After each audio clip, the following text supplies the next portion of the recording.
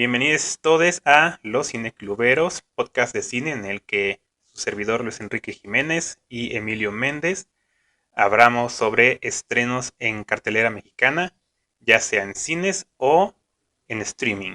Así es. Y esta semana, al igual que hace un par de emisiones, vamos a hacer una conversación doble donde vamos a estar comentando Licorice Pizza de Paul Thomas Anderson y El contador de cartas de Paul Schrader. Ambas se estrenaron el mismo fin de semana aquí en México, son películas del año pasado, pero por el momento en que se estrenan en carteleras mexicanas se discuten en la misma emisión, ¿no? Y bueno, igual películas destacadas dentro de listas de las mejores películas del año pasado. Sí, Pero ahora sí que ahorita podemos andar un poco en eso. Creo que una es menos notoria que otra en cuanto al recibimiento con público, pero igual y eso lo comentamos ahorita. Primero pues por Licorice Pizza, ¿no, Luis? así es. Pues empezamos por esa. Y pues, eh, híjole, creo que ya es como una opinión un tanto, no sé cómo decirle, un consenso, que esta es, Licorice Pizza es una de las grandes obras de Paul Thomas Anderson y eso ya es decir bastante de un director que pues nos tiene acostumbrados a cierta calidad de cine, diría yo, hasta con sus películas más recientes, en mi opinión, desde The Master trae una racha ya bastante buena, aunque creo que ya incluso podría decir que viene desde antes, no estoy seguro que salió antes de The Master, pero digamos que Paul Thomas Anderson no nos ha defraudado, al menos a mí no. Yo sé que a muchos Inherent Vice no fue como la más querida, pero a mí me parece uno de sus cambios de estilo que ha hecho a lo largo de su carrera.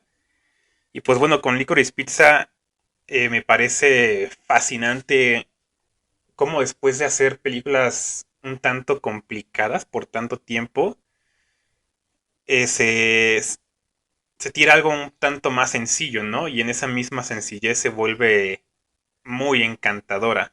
Y hay como muchas problemáticas alrededor de la película y eso, pero al final yo la verdad es que me las pasé por la cabeza y a lo mejor podremos hablar de eso después, pero en general fue una película que justo esa palabra es la que usaría, me encantó en un sentido de que me gustó demasiado y en un sentido de que desde el momento en que inició yo ya sentía una atracción muy particular por lo que estaba viendo en pantalla. Entonces creo que por ahí empiezo. No sé tú qué piensas. Pues un poco similar. A mí me parece una película no menor a excelente. Em, es una película que para mí representa que el gran cine de autor no está peleado con ser un cine lindo, divertido, fugaz, obviamente Ujú. pues muy muy en exceso disfrutable. Y bueno, un poco complementando lo que tú mencionas, personalmente a mí la única película que me falta ver de Paul Thomas Anderson es su primera película, que es Hard Eight, pero por lo menos desde Boogie Nights, que es su segunda película, yo podría decir que de ahí en adelante el tipo no tiene una sola película ni Nunca siquiera se mala. soltaba. Ujú. No tiene una película buena, porque todas sus películas son de excelente para arriba. Y sí, o sea, y el tipo siempre se maneja en dos líneas. Que siempre que es la línea que es un poco más densa, un poco más oscura. Como, bueno, tú preguntabas ahorita qué hizo antes de The Master, sería There Will Be Blood. Justamente son películas como ya más densas, donde las relaciones son un poco más problemáticas. Y tenemos la otra línea, a mi parecer, que es más luminosa, donde los personajes como que son más llevaderos, es más de disfrutar. Películas, insisto, como Boogie Nights, como Punch Drunk Love y como Inherent Vice, donde sí hay un problema Ujú. externo, pero en sí como que de una forma u otra los personajes logran salirse con las suyas, ¿no? Salir campeones, casi casi que gana el amor. Sí, Pero lo que exacto. tiene nuevo Licorice Pizza es que aquí está apostando completamente por talento nuevo, ¿no? Prácticamente en un sentido de técnico, detrás de cámara, y también en un sentido de actores, ¿no? Por un sentido, Alana Ujú. Haim, que es miembro del grupo Haim de hermanas, que también sale en la película, digo, cosa que ya es medio repetición decirlo. El hijo de Philip Seymour Hoffman, Cooper Hoffman, Cooper.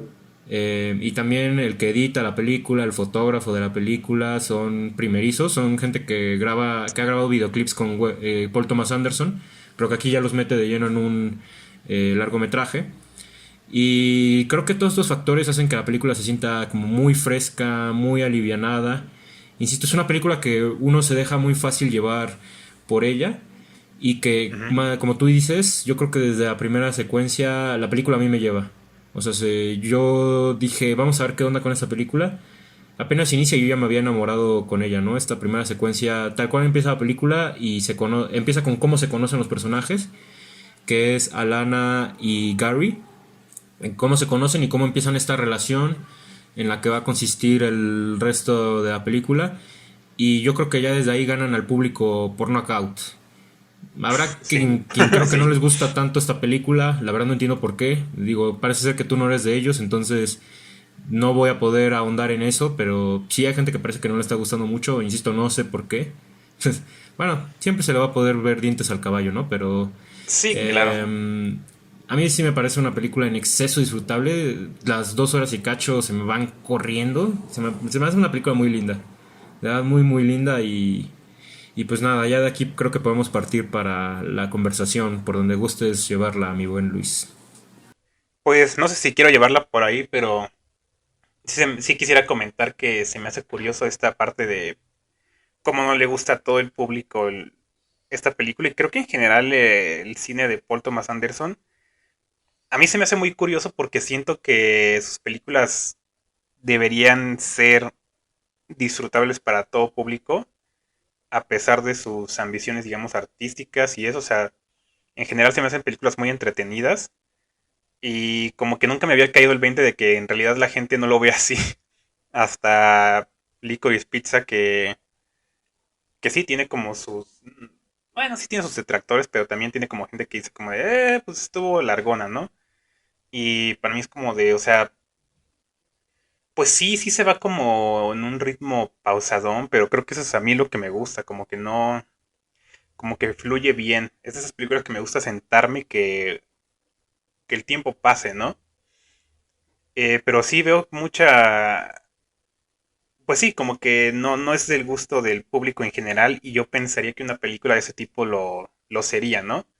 Más porque sí es como un poquito una transformación de la comedia romántica que de hecho eso es algo en lo que quisiera entrar porque creo que pues sí es una comedia romántica y en sí no es, no sé, sí tienen graves diferencias como con la comedia romántica que conocemos, digamos del inicio de los 2000 y eso cuando tuvo su apogeo. Y me gustaría hablar justamente de eso también porque es un género que hemos perdido, ¿no? Creo que ese sería un buen lugar para empezar, en mi opinión, que la comedia romántica se está perdiendo y siento yo que películas como Licorice Pizza la pueden traer de regreso y de forma muy diferente, ¿no? Creo que también es hora como de quitarle esa etiqueta de que es cine, si es comedia romántica, es cine, no sé, pues esta hasta cine basura, ¿sabes? A veces se catalogaba así, ¿no? Como que es cine desperdiciable, desechable. Entonces creo que a mí me parece que Licorice Pizza sí es una comedia romántica y eso no la demerita en ningún sentido. Sí, en cuanto a esto que comentas, por ejemplo, la aceptación que ha habido por Paul Thomas Anderson es curiosa porque él inicia siendo como un cineasta precoz. Creo que Hard Date la graba como a los 24 años y Boogie Nights la graba a los 26. Y, o sea, decir eso se dice fácil, pero tú ves Boogie Nights y tú ves un cineasta muy centrado, con mucha experiencia, eh, muy perverso en la cultura que él tiene. Boogie Nights es una película sobre la industria de la pornografía. ¿No? Y entonces, o sea, de repente de allí como que es el cineasta que llama la atención de todos. Y depende a quién le preguntes, te va a decir su opinión sobre la filmografía de Paul Thomas Anderson. Yo estoy, y no me da pena decirlo, yo estoy completamente en el espectro que cada película que hace lo aplaude. Y no solo es aplaudir por aplaudir, o sea, es verdaderamente porque cada película que él hace la consideramos brillante, ¿no? Creo que podría decirse que él Ujú. tiene digamos, un tope o digamos un punto, un acento en cuanto a su aceptación por el público cuando a There Will Be Blood la nominan al Oscar y que posiblemente hubiera ganado el Oscar si ese año no se hubiera estrenado Sin lugar para los débiles de los Coen, que es la que le termina ganando varios premios. Aunque, por ejemplo, sí se lleva mejor fotografía por Robert Elswit y también se lleva mejor actuación. Pero, por Sí. ejemplo, es en The Master, que es curioso porque entre The Master y There Will Be Blood creo que hay 4 o 5 años de diferencia. Y es ahí donde como que parece que tiene una pausa. Regresa Ajá. con The Master y es aquí cuando nos empezamos a dividir la gente, ¿no? Hay quien The Master de verdad la vio como una película muy vaga, como una película que no estaba centrada, como una película... sobre todo porque se decía mucho, esta es la película sobre la cienciología que va a hacer Paul Thomas Anderson y todos vieron aquí que iba a ser una película sobre un culto súper perversa y así. Sí. Y en su lugar es una película que trata sobre un ex soldado de la Segunda Guerra Mundial que se encuentra con este hombre que ni siquiera tiene el verdadero... ni siquiera utiliza los nombres de la vida real, ¿no? Entonces ya desde ahí muchos empezaron a discutir sobre la calidad de The Master. Sin embargo, The Master es de esas películas que ha envejecido súper, súper bien. O sea, hoy en día la hemos salvado mucha parte del público a la hora de hablar de clásicos de culto de la década pasada. Y ya de ahí tiene una serie de películas, insisto, a mi parecer magistral. Luego hace Vicio Propio, que es una película que está en esta segunda línea que yo menciono más luminosa, ¿no? Porque si bien Vicio Propio de repente, obviamente se complica la trama, pasa lo mismo que con Punch Drunk Love o con Licorice Pizza. Tú sabes que los personajes van a salir de esta, ¿no? O sea, tú no piensas Sí. lo peor. Y aparte es una gran, gran adaptación de una obra que se consideraría difícil de adaptar de un autor contemporáneo como lo sería Thomas Pynchon. La novela se publica en el 2011 y apenas 3 años después Paul Thomas Anderson saca su adaptación, le queda brillante. Y aparte con Vicio Propio a mí me va a servir mucho para hablar de Licorice Pizza porque este lado luminoso que yo menciono de Paul Thomas Anderson también está muy asentado en la literatura de contracultura, como lo son autores de la generación Beat como Jack Kerouac o William Burroughs, pero también en lo que son como sus hijos, que son Thomas Pynchon y David Foster Wallace. Solo que David Foster Wallace es muy sombrío y muy deprimente. Paul Thomas Anderson nunca llega a ese terreno. Quien sí llega a ese terreno es, por ejemplo, Charlie Kaufman. Sí. Charlie Kaufman se asemejaría bastante a lo que podría ser una novela de Foster Wallace. Obviamente Pynchon entra más dentro de la vena de Paul Thomas Anderson. Luego saca El Hilo Fantasma, que esa es como consenso, a todos nos fascinó. Y aparte, creo que El Hilo Fantasma es la que más uno podría considerar que declara ciertos temas, tanto que ya había explorado antes Paul Thomas Anderson, como que va a seguir explorando, más viendo Licorice Pizza. Que es, vamos a juntar a una pareja dispareja y vamos a ver qué pasa el Ujú. resto de la película. En películas como There Will Be Blood o The Master se ve, o El Hilo Fantasma, que de hecho son esta trilogía, yo lo veo así, son Casi, casi. películas como más serias, más severas, ¿no? Y en películas como En Vicio Propio, en Punch Drunk Love o en Licorice Pizza es más agradable, ahora sí que te ríes, o sea, lo ves con mucha ternura, etcétera. Entonces, digamos que con El Hilo Fantasma, como que a crítica y a público los gana por igual. Hasta es una película que no sé por qué no presentó en festival. Yo creo que lo hubiera ido muy bien. Y lo mismo pienso de Licorice Pizza, no sé por qué tampoco la presentó en festival. Yo creo que hubiera perfectamente ganado en Cannes o en Venecia un premio importante. Pero bueno, el punto es que con estas dos por lo menos se reivindica con la Academia estadounidense, que con El Hilo Fantasma otra vez lo nominan por mejor película y otros premios por demás merecidos. Y Licorice Pizza sucede lo mismo. En en esta parte de que sí es larga, es más larga de lo que acostumbra ser una película convencional, pero es aquí donde nuevamente vemos qué tipo de público somos cada quien, o es aquí donde nos separamos un poquito. Y aquí no lo digo a modo de rivalizar, sino lo digo porque así he observado. Para mí, y ahorita si quieres saber qué opinas de esto que voy a decir, pero para mí Licorice Pizza entra en un terreno un tanto similar a lo que es Roma de Alfonso Cuarón y Había una vez en Hollywood de Tarantino, que son esas películas que miran hacia el pasado, que hablan Ujú. mucho sobre memorias que tiene su autor sobre aquella época, pero que sobre todo, más que seguir una trama lineal, Digo, aquí tú podrías decir que con Licorice Pizza es la relación entre Alana y Gary. Pero incluso no, yo no lo veo tanto así, sino es más una serie de situaciones. Es una serie de situaciones encadenadas, donde sí, a lo mejor al final hay una resolución, pero para muchos espectadores que estén muy casados con una narrativa convencional Sí, de una sola línea, inicio, desarrollo, final, pues les va a causar problemas esta serie de situaciones sí, que yo escucho, curiosamente con las tres películas, yo he escuchado que dicen, que pues es... que es una serie de situaciones que no llevan a nada, ¿no? Sí, sí, sí, sí, sí. No, es que justamente esa es como la queja que he escuchado, ¿no? De que es que son como viñetas, es que son como anécdotas, pero que no están conectadas, no se unen. Y yo digo como de, ¿cómo no? O sea, creo que Thomas Anderson sí es como un poquito, se niega a seguir la estructura del guión de tres actos y, bueno, se niega a hacer estructura, ¿no? Pero creo que si uno revisa sus guiones, son, son otra cosa, ¿no? O sea, sí, sí pone muy buen trabajo en lo que está haciendo y yo sí me puse a pensar como en alguna escena que, como la estructura y eso, ¿no? Y hay una parte en el final como que, no, no quiero entrar en eso, pero solo puedo decir, o sea, que sí empecé a ver, ¿no? Cómo establece y cómo hace la recompensa al final de una secuencia.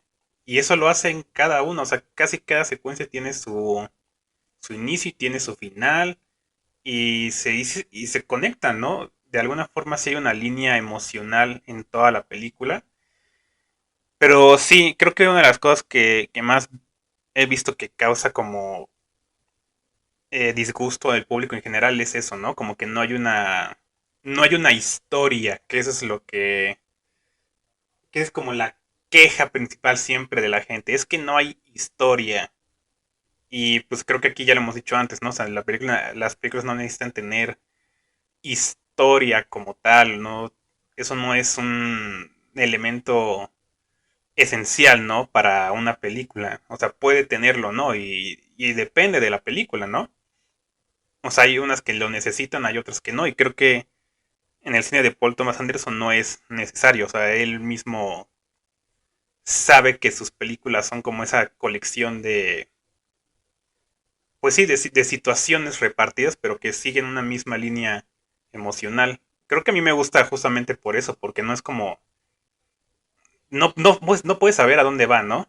Porque no hay como tal una construcción, no sabes así, o sea, no puedes predecir qué va a pasar después, porque te va a soltar una cosa pues, de la nada, ¿no? Y creo que eso puede causar cierto disgusto, o sea, a la gente le gusta sentir la seguridad de que de alguna forma puedes saber un poquito de lo que va a pasar. Y en este tipo de películas, pues no es así. No, sí, claro, o sea, se depende a quién le preguntes, te va a decir que tiene una línea o no.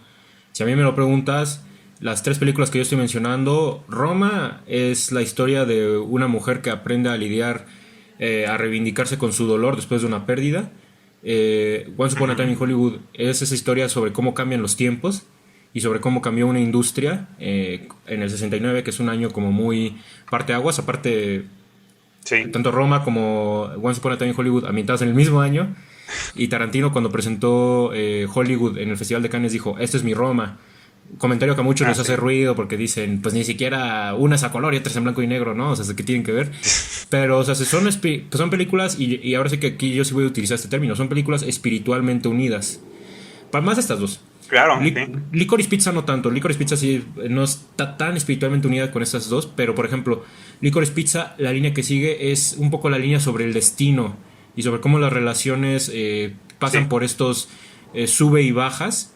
Y cómo el verdadero amor no corresponde en siempre a una relación ideal. Sino que es una relación que pasa a veces por tropezarse, ¿no? Que, insisto, eso es El Hilo Fantasma, eso es The Master, eso es Punch, eso es, sí, Punch Drunk Love, eso es Petróleo Sangriento, es eso, las relaciones, cómo chocan y cómo sí. estas, la tesis de Anderson es, cómo estas, qué es lo que nos mantiene en una relación.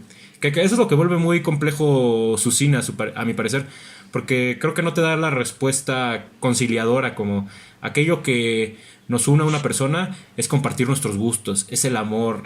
No, no, no. Las tesis de Anderson siempre van a esos lados oscuros, ¿no? Lo que nos une a una persona es nuestro ego, es el dominio, el cómo podemos dominar a una persona. Es esa necesidad que nosotros formamos en las jerarquías lo que nos une a una persona y a lo mejor uno dirá, pues qué mensaje tan mierda.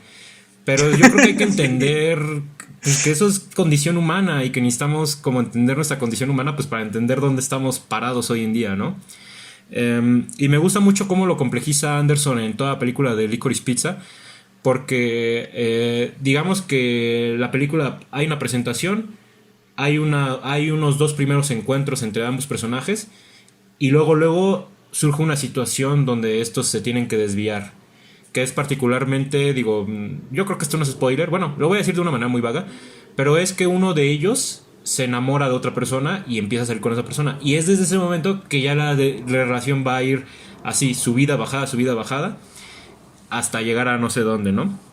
Y ya Sí. nomás para cerrar un tema que me parece muy importante, sobre que si ya se perdió las comedias románticas, digo, esto va a sonar un poco repetido para quien ya haya entrado a las discusiones del cine club, pero sí, o sea, la comedia romántica y particularmente los filmes de Hollywood cambian radicalmente con el modelo de Disney y Marvel, que es lo que vemos hoy en día como cine comercial son películas de acción, son películas de superhéroes, es el remake de Disney, etcétera, etcétera, etcétera, cuando en los 2000 y en los 90 eran las comedias románticas, donde siempre había un tipo que conocía a una chica, ¿no? Y siempre uno de Sí. los dos era inalcanzable, uno de los dos tenía que aprenderse a apreciarse a sí mismo.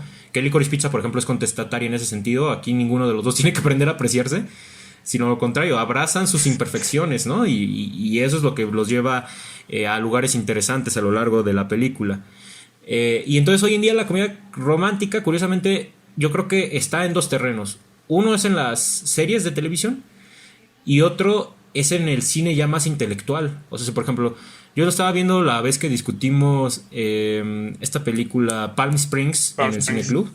O sea, que Palm Springs incluso con todo y que sí es ligera y tiene ahí unos actores guapos y lo que quieras, es cine independiente, es cine más independiente que la película de Marvel, por ejemplo.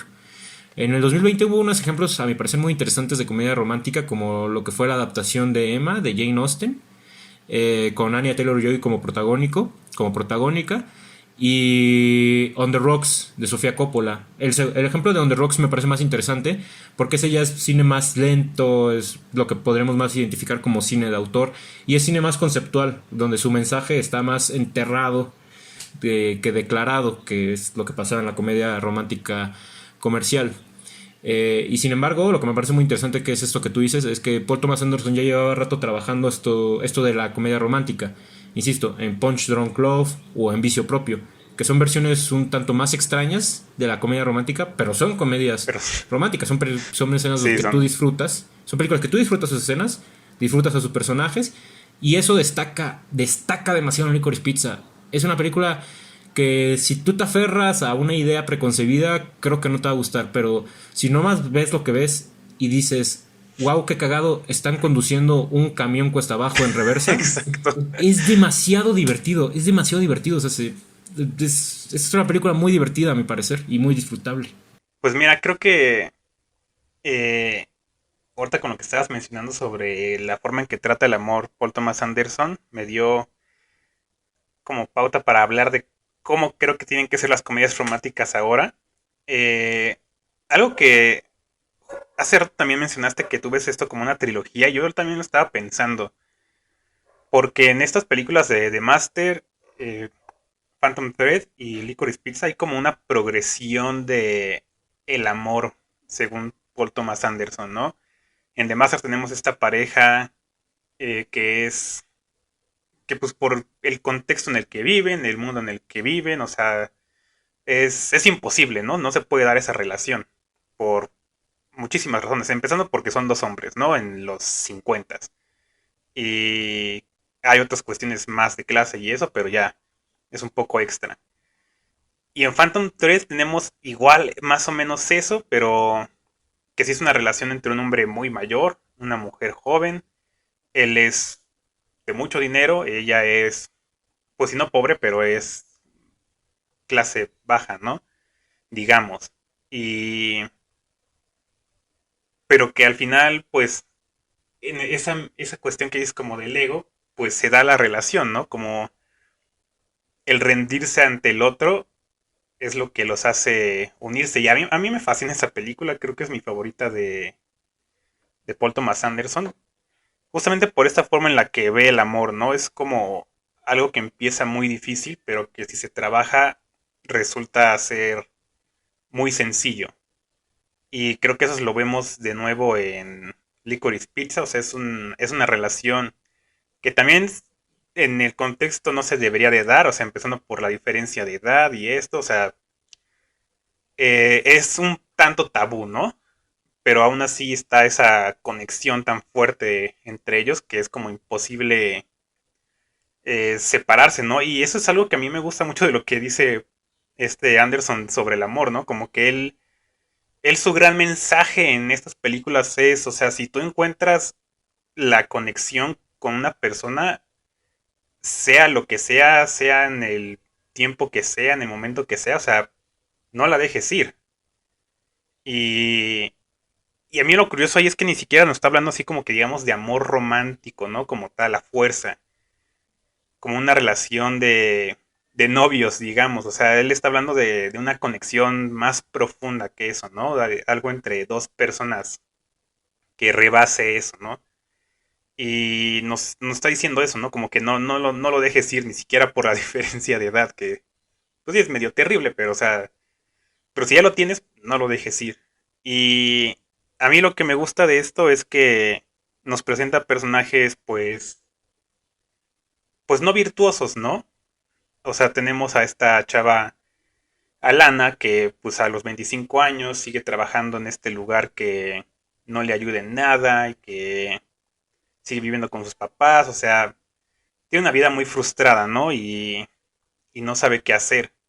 Y tenemos a este Gary que pues, le va bien, digamos, económicamente, pero es un niño actor ya pasando adolescente que pues está perdiendo ese encanto de la infancia, ¿no?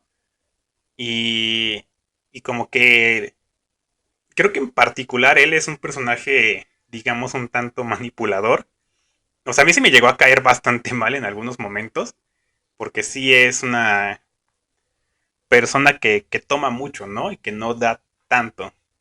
Y, y aún así está esa conexión que no se puede perder, ¿no? Porque en cuanto él le da tantito de atención a Lana, ella como que revienta, ¿no? Y se siente la más amada del mundo o algo. Y eso me gustó mucho de su personaje, que con tantito que alguien le hablara bien, caía rendida, ¿no? Y eso pues la hace como muy enamoradiza y la lleva a muchos problemas también. Entonces creo que eso es lo que no tenían mucho las comedias románticas y que ahora nos hace falta, ¿no? Como estos personajes que no tienen rumbo, que no tienen virtudes, que no saben qué van a hacer de sus vidas. Y pues dices eso y estás escribiendo a la mitad de la generación Z, entonces creo que es cuando te das cuenta de que, bueno, yo me doy cuenta que una de las tantas razones por las que desapareció la comedia romántica es porque dejaron de ser pues empatizables para las nuevas generaciones, como que estos personajes ya no, la gente ya no se veía en ellos, ¿no? El modelo de hombre ya no es en el que se empezaban a ver los chavos de cuando nosotros teníamos, no sé, 13 años, ya no era ese el modelo, ¿no? El que queríamos aspirar. Y las mujeres tampoco realmente, o sea, ya no era eso. Ya no queremos, justamente ya no queremos aspirar a ser, ¿no? Queremos más bien vernos en pantalla. Y en mi opinión, o sea, ver un personaje como Alana, para mí sí fue de, chale, pues ahí estoy yo, ¿no? Como que todavía no sé qué hacer y estoy llegando también a esa edad, quiero ser adulto, pero todavía quiero juntarme con chavos y todo eso, ¿no? Es una buena representación, digamos. Y creo que eso es lo que se le pierde de la comedia romántica y creo que hacia allá tiene que ir. Y de hecho mencionaste Palm Springs y también tiene eso, ¿no? Personajes con los que uno fácilmente dice, pues ahí estoy yo. Creo que para mí es allá donde se tienen que dirigir en el futuro. Sí, ahora sí que de nuevo estoy completamente de acuerdo. O sea, una de las razones por las que desaparece la comedia romántica tiene que ver con esta cuestión que yo mencionaba de que cambia el modelo de entretenimiento, pero también esto que tú comentas sobre cómo ha cambiado la idea de amor en las generaciones, pero también es el esquema moral el que ya no permite ver con los mismos ojos las comedias románticas. O sea, varias hoy en día están canceladas, vamos, o sea, hace poco salió el movimiento para cancelar esta película de Richard Curtis de Navidad, que siempre se me Ah, va el nombre. Ah, Realmente Amor, Actually Love. ujú, ¿No? Entonces, en realidad es un modelo que ya está un poco desestimado. Hay películas que hacen énfasis en esto, ¿no? Por ejemplo, Chicas Pesadas. Particularmente creo que la que más ha llamado la atención, y de hecho es muy curioso porque esa película muchos la quieren tirar de tonta y es una película que cada tanto sale a colación y que hasta parece que adquiere más significado cada vez que se habla de ella, que es 500 días con ella, 500 Days of Summer, sí, que sí, en su momento cuando se estrenó era muy criticado el personaje de Summer, incluso yo llegué a pasar por esa cuestión, pero ya con los años es como de, chale, pues Summer tenía razón. Entonces, en realidad no tenemos que estar apegados a la idea de amor romántico, de te conocí, me gustaste mucho, pues ahora sí o sí vamos a estar casados, ¿no? O sea, 500 días de verano, bueno, 500 días con ella, es eso, ¿no? Podemos tener amores pasajeros, podemos tener amores fugaces, nos sentimos una fuerte intensidad por alguien, pero a lo mejor ese alguien no es lo que buscamos en la vida, ¿no? Y ya con esta sí. pequeña desviación me regreso a Licorice Pizza. Es muy interesante esta pareja dispareja que genera Paul Thomas Anderson, que como tú bien señalas, está en toda su filmografía. Siempre sus parejas son muy contrastantes, ¿no? Por ejemplo, en The Master es este hombre muy primitivo que se deja llevar por sus impulsos, como sería Freddy Quell, que conoce a este hombre mucho más asentado, mucho más intelectual, que es como más, ¿cuál sería la palabra? Prudente, como lo Ujú, sería pues el creador de la cienciología, Lancaster Dodd, que ahí encuentras muy bien cuál es la patología de estos hombres y por qué saben hipnotizar muy bien a la gente. Y en Licorice Pizza, por ejemplo, son estos dos chavitos de, sí, 10 años de diferencia. Yo adjudico un poco que esta película no ha pasado por este filtro moralista, porque al mismo tiempo también es una reivindicación sobre las mujeres, ¿no? Que usualmente la idea convencional de una diferencia de edad es este hombre mucho mayor que anda con una mujer mucho menor, y esta película digamos que revierte esos papeles, y aparte es un amor consensuado, vamos. Igual sigue siendo ilegal, igual sigue sin ser recomendable en la vida real, pero es un amor que sí es correspondido. Vamos. Eh, y está esta cuestión de que, por ejemplo, que tú bien lo señalaste ahorita, uno es muy exitoso al iniciar la película, la otra no lo es. Uno es un tipo impulsivo y que se la pasa haciendo negocios que se le ocurren de un momento a otro. En un momento de la película hace un negocio de las camas Ajá. de agua, que me encanta la secuencia cuando él entra a la tienda de camas de agua Sí, y la vendedora lo seduce de manera que es imposible que tú no te hayas seducido por ella también como espectador. Y luego abre el negocio de máquinas de pinball, ¿no? Cosas, las dos cosas súper futiles. Y por otro lado está Lana, que busca hacer más trascendencia, de que ella busca hacer cosas que hagan mayor conciencia con lo que ella hace en su trabajo, y eso deriva en un tercer acto de la película directamente.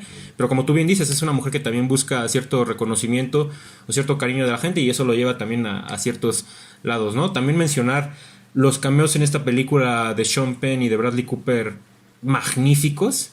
Yo de verdad no me dejaba de reír con todas las tonterías que salían de estos planteamientos. Y creo que es eso donde yo ya voy a ir cerrando, ¿no? O sea, ujú, esto es una película que sabe muy bien plantear estas situaciones, que sabe plantear muy bien esta situación de pareja, dispareja, que con esto pues queda por demás entendido, ¿no? Creo que el cine de Paul Thomas Anderson es el tipo de parejas que no pueden vivir juntos, pero tampoco pueden vivir separados, ¿no? Y es en ese choque donde encontramos como una idea mucho más compleja e interesante de lo que es el amor en nuestros tiempos, ¿no?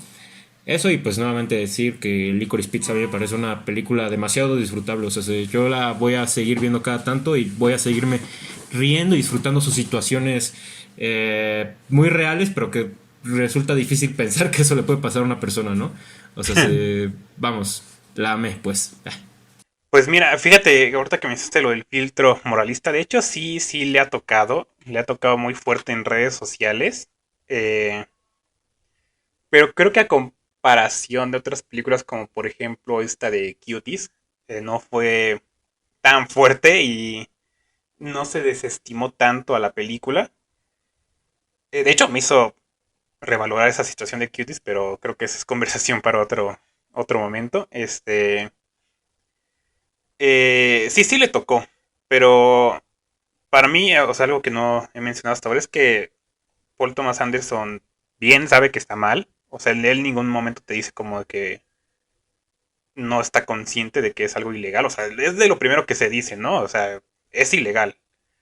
Y para mí lo que me gusta de Licorice Pizza es que te establece un mundo inmoral.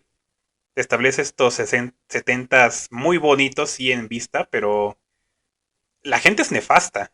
Y de hecho también había como muchas quejas sobre unas bromas sobre asiáticos que hay por ahí en la película. Pero yo digo como, pero es que hay tantas de ese tipo y a mí se me hace clarísimo, ¿no? Que lo que nos está diciendo es que el americano promedio es muy estúpido, es lo que nos está diciendo Paul Thomas Anderson. Y a mí por eso no me molestaban para nada, o sea, todo eso de que de repente sueltan frases en español, pues es parte de eso, ¿no? Como que es a querer como ser de barrio o algo, o sea, a mí me gustó mucho eso.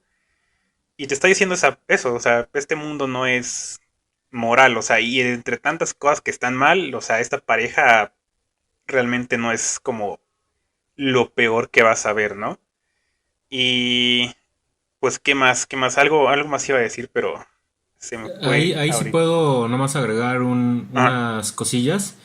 Por ejemplo, esto que tú dices del americano estúpido, o bueno, del americano banal, es muy chistoso porque eso es también muy del cine de Anderson.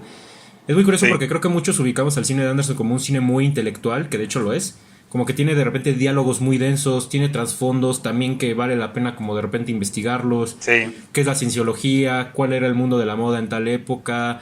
¿Qué es lo que ha hecho Thomas Pynchon? ¿Cómo eran los setentas en ese entonces, no? La industria de la pornografía. O sea, vale la pena recabar cierta historia o filosofía, pero él siempre retrata a estos personajes como que más primitivos, y no primitivos como decirlos como que son tontos, sino primitivos en que son impulsivos en sus emociones, sí, en que pues hacen cosas como drogarse, como tener sexo, o sea, está este mundo inmoral que tú mencionas, está esta parte donde, por ejemplo, cuando hasta Lana quiere ser actriz, pues sí, actriz, pues lo primero que dice Gary es tienes que decir sí a todo, ¿no? Que eso para lo que implica en el mundo de hoy en día, después del movimiento, por ejemplo, de Me Too, ¿no? Pues tú dices, ok, eh, pues entiendo que este contexto para nada es ideal y entiendo que este contexto nos están hablando de cosas que se van a estar arraigando en las décadas como cosas terribles, sí, ¿no? Vamos, la cienciología en su momento parece una gran idea cuando la ves en The Master, pero ya cuando la llevas a qué ha resultado hoy en día, pues te das cuenta que tiene consecuencias nefastas, ¿no? Y entonces yo lo que quiero concluir es esto, ¿no? El cine de Anderson sí es muy intelectualizado, pero él no se va a situaciones pretenciosas, ¿no? Por ejemplo, la ajá, vida de un filósofo. Y si va a agarrar la vida de un filósofo como lo sería en The Master, este está en segundo plano. O sea, sí, y aparte, pues no va sobre eso la película. No, él siempre agarra más esto, como estos sentimientos primarios sobre los que estamos constituidos, pues casi casi que los humanos, ¿no? Y esas situaciones más banales como la pornografía o como nuestros impulsos, eso es lo que está en primer plano. Y creo que eso es lo que puede volver más intelectual una película, ¿no? Cuando agarras ese tema que es sencillo, pero te vas a la vuelta de qué es lo que conlleva esto, ¿no? Que creo que es, por ejemplo, lo que hace Haneke, por ejemplo, ¿no? Él también es un cineasta que se va mucho a nuestros impulsos primarios, pero los sabe llevar a un terreno muy intelectual y muy denso. sí, o sea, sí, a mí es lo que me gusta mucho de él, o sea, siempre toma como dices, temas complicados para hacer su conductor, digamos, pero el mensaje termina siendo algo muy sencillo. Y eso a mí me parece, se me hace admirable y creo que por eso me gusta tanto Phantom Thread en especial. Pero Licorice Pizza creo que está muy cerca también, porque sí, o sea, ya para cerrar de plano, creo que es una película que ante todos nos está diciendo eso, ¿no? Como que el amor es algo por lo que tienes que luchar. Y eso es a lo que pone a sus personajes, ¿no? A confrontarse entre sí mismos, a sí mismos también, para que, para que funcione, ¿no? Y creo que es una relación que funciona un poquito más que las anteriores que nos ha enseñado. Entonces creo que hay como una sensación de avance entre en la forma en la que este Anderson ve el amor. Como que está cambiando con cada película que hace, ¿no? Y eso me gusta mucho. Creo que a lo mejor habla de él, ¿no? Y pues ya, creo que si no hay nada más que decir. Nada más estaba pensando rápidamente, no sé si te das Ah, de cuenta, pero creo que como en las últimas 4 o 5 conversaciones saco a colación de Master. Es la película que por alguna razón siempre menciono. Y no es es que porque es es la única película que excelente. he visto, es porque, digo, nada más para cerrar este tema, es mi película favorita de Paul Thomas Anderson y en general está como dentro de mis 5 películas favoritas. Entonces, perdón si la saco a colación a cada rato. No, no, se vale, se vale. A mí también me parece excelente y creo que, no sé, a mí estas últimas de Anderson son las que más me han gustado. O sea, no sé si son las mejores, pero al menos a mí son las que más me gustan. Entonces, creo que por ahí estamos Pues que el tipo tiene más dónde o elegir, menos. ¿no? Sí, Entonces, exacto. Y pues, pues, ajá, si te parece, ahora vámonos a la siguiente película, sí, que sería El contador de cartas de Paul Schrader. Y ahora sí que sí. como yo te gané la transición, te cedo la palabra para que tú digas primero tu opinión de la película. Pues mira, es una película que tenía muchísimas ganas de ver, por Oscar Isaac. En especial creo que por Oscar Isaac, pero también porque es de Paul Schrader y viene de hacer First Reformed. Y tenía muchas ganas, ¿no? De ver qué iba a hacer después. Sin ningún afán de compararlas, ¿no? O sea, nada más quería ver qué va a hacer después. Eh, y puedo decir que me gustó, pero quedé un poco desencantado con algunos de sus puntos. O sea, ya entraré con más detalle, pero esta cuestión de que él toma el cine de Bresson y la del diario de un, ¿cómo se llama? ¿De un qué es? Diario de un cura rural. Ajá, diario de un cura rural. Aquí ya se me hizo muy obvio. O sea, en Taxi Driver, First Reform ya lo habíamos visto. Esa influencia se siente, está bien, me gusta. Pero en el caso de Car Counter, lo sentí ya muy obvio. Y ya no se sintió como una inspiración, se sintió más como una referencia. Como de que te acuerdas de esto, te acuerdas del otro. Esa toma se parece a esta película de Bresson, o sea, esta de un prisionero se escapó, o sea, al final tiene como varias tomas que son casi sacadas de ahí. Y, y sentí eso, como de que ya su inspiración pasó más bien a ser como referencia de esas películas. Pero no sé, ¿tú qué piensas? Que eres fan de este señor. No, olvídate, fan. O sea, yo aquí en la pared, siempre que despierto hay un letrero que dice ¿cómo lo haría Schrader? Entonces, se dan una idea. Pero sí, no, es un hombre que a mí me inspira mucho. A ver si ahorita hablo un poco de su vida y de su obra, pero pues el tipo es crítico de cine, después se vuelve Ujú. cineasta. Él implementa una teoría que se llama el estilo trascendental en el cine. Y entonces a mí es una persona que me estimula mucho pues lo que yo hago, ¿no? Porque también, entre otras cosas, también tú, Luis, pues somos críticos de cine, ¿no? Aspiramos a ser cineastas. Entonces, en ese sentido, yo me siento muy afín a Paul Schrader. Y bueno, ya hablando sobre Card Counter, pues para la gente que siente que las últimas pláticas han sido muy armoniosas, parece que ya aquí vamos a entrar un poco en un choque. Porque yo, por el contrario, me he sentido muy fascinado por esta película. Me gustó mucho. No es tan buena como First Reform, porque First Reform creo que llegó a un extremo insospechado del cine en general, porque de hecho First Reform yo la considero tal vez la película más perturbadora que se ha hecho en años, y lo digo sin temblar. Tal vez es la película más perturbadora que se ha hecho desde Funny Games o desde Mártires, ¿no? Y The Card Counter no llega nunca a ese terreno perturbador. The Card Counter es una película que hasta eso es muy asentada, muy sobria, muy plana, muy monótona. Estos dos últimos adjetivos yo no lo digo como un defecto para nada. Ahorita voy a explicar por qué. Es una película mucho más predecible. Y sin embargo, es una película que yo disfruté mucho porque tiene muchos sus comentarios de activismo político que son muy severos. Sí, Y yo creo que hace falta en ese tipo de comentarios. Y también es una película muy congruente con el estilo que prácticamente profesa Schrader, Que sí, o sea, de hecho sí, fíjate, hay mucho de Bresson en Taxi Driver. Lo que sucede con Taxi Driver es que no la dirigió él. Ujú. Pero si la hubiera dirigido él, tal vez sí hubiéramos tenido una película más bresoniana. Pero por ejemplo está esta cuestión de que Travis Bickle pues, escribe su diario. Está esta cuestión de que Travis Bickle también piensa en cuestiones como la penitencia, como la pureza del alma, etcétera, etcétera, etcétera. Eso está más declarado en Fair Reform y en Card Counter, que me gustan porque estas dos películas están un tanto emparentadas. Pero no llegan a un extremo tan emocional como lo haría en Fair Reform. Pero creo que a mí me llamó mucha atención lo que hizo en Card Counter. Ahorita voy a decir que creo que palidece Card Counter. Bueno, lo voy a decir de una vez. Creo que no mi problema, pero creo que donde sí le encuentro un pero a la película es que sí se necesita un bagaje previo, como decir, pues a esto del estilo trascendental, quién es Bresson, etcétera, etcétera. Entonces ahí, pero eso yo lo digo con que es un cine conceptual.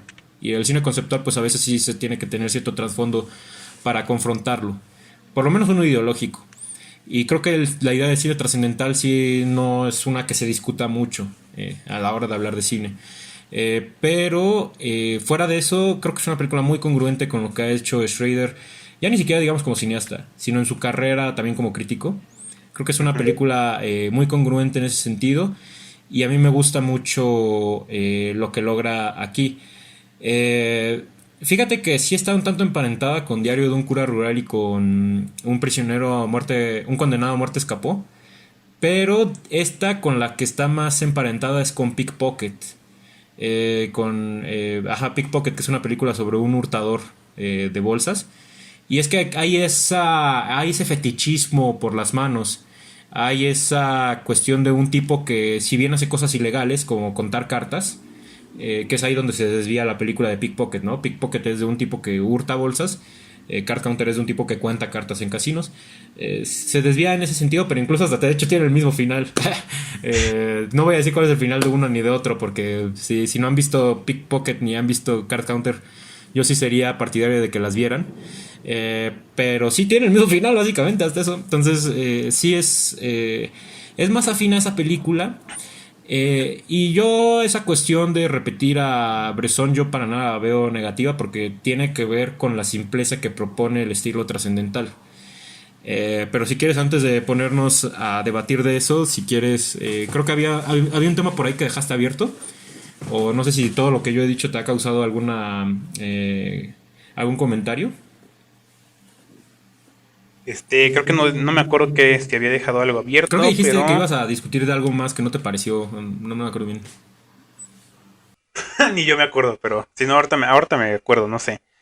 Eh, pero no, ahorita que estabas diciendo como estas cuestiones de Bresson y eso, o sea, sí, no lo pongo así como que digamos que es algo malo, porque sí, no es malo, pero sí algo que ya sentí como un tanto recargado, ¿no? Que creo que sí estamos de acuerdo en que en esta cuestión como de que los cineastas se repiten siempre y de alguna forma hacen la misma película. Creo que después de todo al final, después de todo no es como tanto mi problema eso, o sea, más que nada sí es un poco lo predecible que se vuelve. Como que es una película que en un momento yo no sabía dónde iba, para nada. Y justamente al final, o sea, ahorita que ya dijiste el final fue como de, o sea, sí lo sacó de otro lugar y para mí el final fue justo lo que no me cuajó porque sí es como un tanto, es un tanto de la nada, pero a la vez digo, ah, sí, esta es un poquito la salida fácil. No voy a entrar como en grandes detalles, pero me estaba pareciendo muy interesante esta historia como de un hombre que, pues sí lo seduce la idea de venganza, ¿no? De una venganza muy violenta y que con otra persona lo está planeando, pero que desiste, ¿no? Desiste de hacerlo y, y se estaba dirigiendo hacia un lugar que me parecía muy interesante en esa cuestión y como que al final le da la vuelta a esto, ¿no? Eh, y es ahí cuando ya no sentí, ¿no? Ya no me quedó claro cuál era la intención, qué es lo que nos está tratando de decir Paul Schrader. Como que sí le perdí el hilo a, pues a la idea en general de la película en ese momento.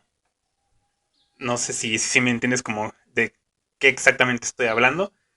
Eh, pero sí, creo que para mí había una cuestión ahí muy interesante como en esta forma de resistirse a la venganza y caer o no caer.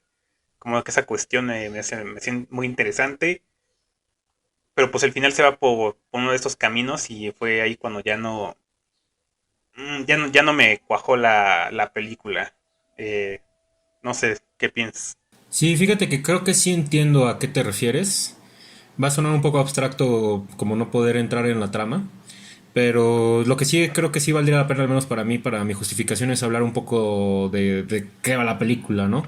O sea, Ujú. la película Sí, trata de un ex convicto que estuvo torturando prisioneros de Irak y lo meten a la cárcel a raíz de que se salen a la luz unas fotos donde pues él estaba torturando a la gente y aparte como muy despilfarrador, ¿no? Porque los torturaba y luego sonreía frente a las fotos, ¿no?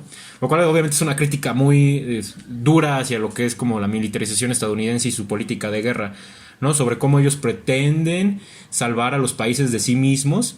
Para mera hora lo que están haciendo es enviar soldados que también son impulsivos, que se rigen por sí mismos y que obviamente tienden a esta facilidad de no saber limitar su poder. Y es ahí cuando de sí. repente ocurren ese tipo de cosas como Guantánamo. Que sí, la cárcel donde este tipo está torturando gente es muy similar a Guantánamo, solo que esta es la cárcel de Abu Ghraib. Y entonces después, años después él sale, que digo, esto que estoy diciendo no es spoiler porque esto se narra en los primeros 3 minutos de película. Tiempo después de que él sale, se da cuenta que él encuentra mucha paz en la enumeración y en contar y en la matemática y todo así. Y entonces cuando él descubre que él puede contar cartas en casinos y por ende es muy bueno para el blackjack y eso empieza a dedicarse toda su vida, ¿no? En efecto es una película consecuente, sin embargo es una película muy fácil, ¿no? El tipo en sí nunca tiene problemas económicos, el tipo es muy virtuoso, la película es muy directa, lo que te plantea, hacia donde pone el dedo, va, ¿no? Creo que de allí es una película muy sencilla, pero es un poco lo que pasaba con, por ejemplo, lo que yo discutía con Madres Paralelas. Creo que el chiste de esa película para nada era como la sorpresa ni el vamos a Ujú. llevarte a este lugar imprevisto. Aunque la película sí tiene un giro. Creo que en su clímax toma un giro importantísimo que hace que la película no vaya hacia donde estaba apuntando al inicio. Sí va, digamos que si no va hacia la opción A, va hacia la opción B. Pero digamos Ujú. que la opción B me pareció muy interesante porque se desvía de la reconciliación que encuentra en First Reform. Que en First Reform es completamente una reconciliación a través, digamos, del bien. Y aquí es un poco una reconciliación hacia el mal, pero hacia cómo este tipo es fiel a sus principios, en los cuales ahorita voy a, eh, voy a profundizar más. Digamos que la película no solo parte de esta cuestión de que él cuenta cartas, sino que él en una ocasión que está en un casino ve que hay una conferencia que va a dar un tal John Gordo, que es interpretado a mi parecer magníficamente por William Dafoe. Aquí me gustaron mucho las actuaciones, Ujú. tanto de Oscar Isaac como de Ty Sheridan, como de Tiffany Haddish y como de William Dafoe. Que si bien, insisto, no están dando actuaciones así estrambóticas como de te voy a dar una clase de emoción, porque insisto, sí que hay cierta monotonía también, sí creo que me gustaron mucho cómo representan a sus personajes. Entonces, va a esta conferencia de John Gordo y es ahí donde pues él ve que es este tipo con el que él estaba torturando gente en Abu Ghraib. ¿Y qué pasa allí? Se encuentra a un chavito que le dice, oye, yo también lo conozco a él me chingó la vida, por su culpa se suicidó mi padre, lo voy a matar, ¿me acompañas o no? De ahí parte la película. Entonces digamos que, insisto, de ahí la película puede irse al punto A, pero se va al punto B, más bien. Y Ajá. algo que me gusta mucho de entrada es que aquí hay una eliminación deliberada de la violencia en el presente. Eh, sí hay, por ejemplo, una violencia, porque la película utiliza un recurso estilístico que me pareció muy interesante, que es que cuando este tipo recuerda sus tiempos torturando gente en Abu Ghraib, la película está grabada en 360. Entonces de Sí. repente vemos como todo lo que hay enfrente y atrás y hacia arriba casi casi. y de repente vemos como cosas muy muy culeras. Vemos gente golpeando prisioneros, vemos hasta mierda en las paredes y sobre la gente porque hacían que se orinaran sobre ellos. Entonces, o sea, de repente la película sí te muestra ese nivel gráfico, pero de repente en el presente se elimina completamente la violencia, que es un recurso que por ejemplo utiliza Michael Haneke en Funny Games y y Lina Ramsey en You Were Never Really Here, que curiosamente en You Were Never Really Here es una película también de un convicto de la que viene de la guerra, que tiene estrés postraumático, etcétera, etcétera, etcétera.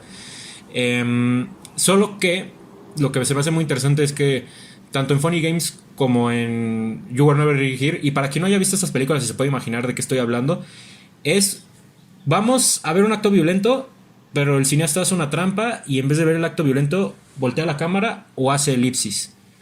En Funny Games y en You Were Never Really Here son críticas directamente hacia lo que es la violencia en el cine.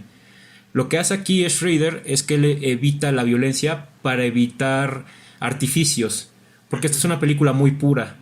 Entonces esta es una película que no va a tener efectos especiales. Y creo que los conté, tiene creo que 2 movimientos de cámara muy complejos, pero que van directamente ligados al personaje de Tiffany Haddish. Y uno de ellos se ve en el tráiler, que es la cámara volando en el aire. Pero eso tiene que ver más como esta liberación espiritual que tiene el personaje, casi casi. Pero en sí es una película grabada sencillísimamente. Es más, casi creo que 99% de las tomas son tomas con tripié, ¿no? O sea, en sí no. El cineasta busca depurar completamente los artificios y las complejidades de trama. ¿Y por qué hace esto? Porque eso es el cine trascendental. Si tú ves el cine, bueno, si todos ven el cine de Bresson y de Yasuhiro Ozu, que son los dos cineastas en los que más con los que más ejemplifica el estilo trascendental en su momento Schrader. Ojo, el libro se escribe por ahí de los 70s. Yo creo que si el libro se escribiera hoy en día, necesariamente se tendría que hablar de Béla Atari y de Andrei Tarkovsky. Sí. Lo curioso es que a Dreyer lo pone como por debajo de los cineastas trascendentales, pero yo creo que la película que casi mejor explica el estilo trascendental es La palabra de Dreyer. Sin embargo, Schrader se va más por Bresson y Yasuhiro Ozu. Y Yasuhiro Ozu y Bresson, tomas de tripié, casi siempre la misma toma, plano medio, plano cerrado, casi siempre fondos muy limpios y casi siempre que la película se repite. Yasuhiro Ozu decía, yo siempre hago el mismo tofu, en el sentido de que sus películas siempre eran monótonas y siempre eran repetitivas. Esto se ejemplifica en la película del contador de cartas, cuando el personaje de Kirk, que es interpretado por Ty Sheridan, siento yo, recomendación directa de Spielberg, tengo esa teoría, porque aparte toda esa generación son amigos, le dice, tu vida no me gusta porque es muy repetitiva. Es ahí donde se está haciendo casi que el autocomentario como de, pues sí, toda la película estamos viendo a este güey entrando a casinos, ganando encuentros, casi siempre vemos a los mismos personajes haciendo lo mismo, la misma rutina. En el clímax ahí hay una pequeña variante, ¿no? Entonces esa simpleza Schrader la adjudica como de, entre más simple es tu película, entre más repetitiva es, más llevas a tu película a un terreno abstracto donde obligas al espectador a meditar. Y es en esa meditación donde el cine encuentra una nueva dimensión. Y eso lo ligaba a sus creencias religiosas, ¿no?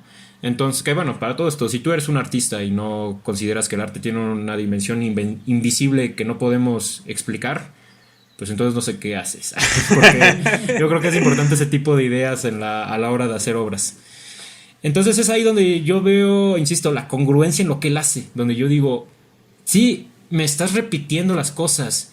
Estás grabando todo en planos medios y en planos y en close-ups. Estás haciendo una trama que no me está sorprendiendo.